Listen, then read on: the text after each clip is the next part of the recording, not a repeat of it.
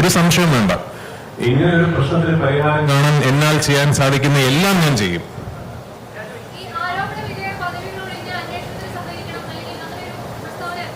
ആരോപണ വിധേയർ അല്ല, ഒരു ആരോപണ വിധേയമായിരിക്കുന്ന ഒരാൾക്കെതിരെ ഒരു അന്വേഷണം പുറപ്പെടുവിച്ചാൽ ഒരു അധികാര സ്ഥാനത്ത് ഇരുന്നു കൊണ്ട് ആ അന്വേഷണം നേരിടുന്നത് ശരിയല്ല എന്ന് തന്നെയാണ് എന്റെ അഭിപ്രായം.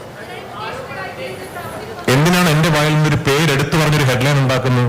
അത്രയേ ഉള്ളൂ റെസ്പോൺസിബിലിറ്റി. അതല്ല, അതാവരുത് എന്ന് ഈ പ്രസ് മീറ്റിന്റെ ഉദ്ദേശം.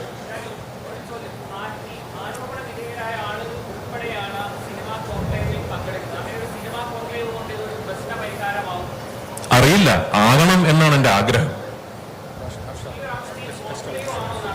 ഈ ഒരു അവസ്ഥയിൽ നടത്തുന്ന കോൺക്ലേവ് ഈ ഒരു പ്രശ്ന പരിഹാരത്തിലേക്ക് കോൺട്രിബ്യൂട്ട് ചെയ്യാൻ സാധിക്കട്ടെ എന്ന് പ്രത്യാശിക്കാൻ മാത്രമല്ലേ എനിക്ക് സാധിക്കൂ.